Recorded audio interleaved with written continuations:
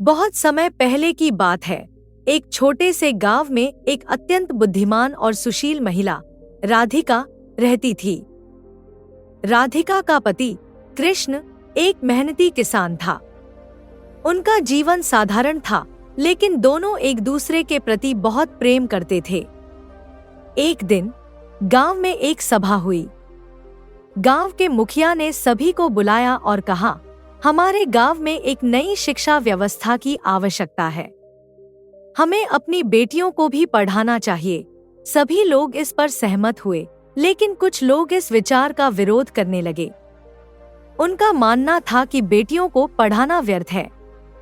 राधिका ने उस समय खड़ा होकर कहा, अगर हम अपनी बेटियों को शिक्षित नहीं करेंगे तो वे कैसे अपनी पहचान बना पाएंगी? शिक्षा का अधिकार हर किसी का है।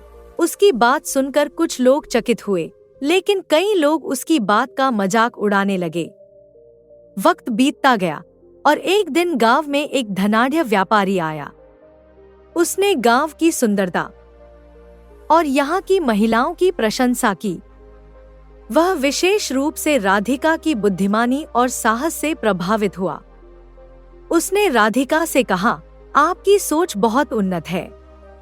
मैं चाहता हूँ कि आप मेरी बेटी को पढ़ाएं। राधिका ने खुशी खुशी प्रस्ताव स्वीकार किया।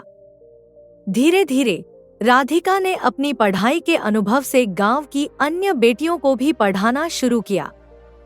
उसने उन्हें न केवल पढ़ाई, बल्कि आत्मसम्मान और स्वतंत्रता का भी पाठ पढ़ाया। राधिका ने कहा, महिलाएं अगर शिक्षित होंगी तो वे अपने अधिकारों के लिए खड़ी हो सकेंगी। गांव की महिलाएं राधिका के मार्गदर्शन में आगे बढ़ने लगी। उन्होंने अपने घरों में भी शिक्षा का महत्व समझाना शुरू किया। धीरे धीरे गांव में बदलाव आने लगा। अब लड़कियों को भी पढ़ाई का मौका मिल रहा था और वे अपने अधिकारों के लिए जागरूक हो रही थी। लेकिन गांव के कुछ लोग अभी भी पुराने विचारों पर कायम थे। उन्होंने राधिका को चुनौती दी। एक दिन एक समूह ने राधिका को एकांत में बुलाया और कहा, तुम्हारी शिक्षा से हमारा समाज बिगड़ रहा है। तुम्हें इसे बंद करना होगा। राधिका ने दृढ़ता से जवाब दिया, मैं अपने विचारों से नहीं हटूंगी। शिक्षा से समाज का उत्थान होता है। अगर आप महिलाओं को कमजोर समझते हैं तो यह आपकी भूल है। उसके साहस और बुद्धिमानी ने कई लोगों को प्रभावित किया। समय बीतने के साथ राधिका ने गांव में एक स्कूल की स्थापना की। उसने सभी बेटियों को वहां पढ़ाने का निश्चय किया।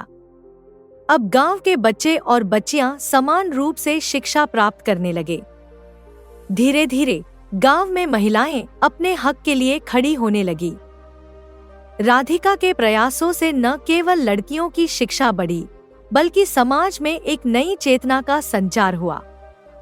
इस कहानी से हमें यह सीख मिलती है कि त्रिया चरित्र यानी महिलाओं की स्थिति को सुधारने के लिए शिक्षा और साहस जरूरी है। जब महिलाएं शिक्षित होती हैं, तो समाज में बदलाव संभव है। राधिका ने साबित किया कि एक महिला का साहस और शिक्षा समाज के लिए कितनी महत्वपूर्ण होती है।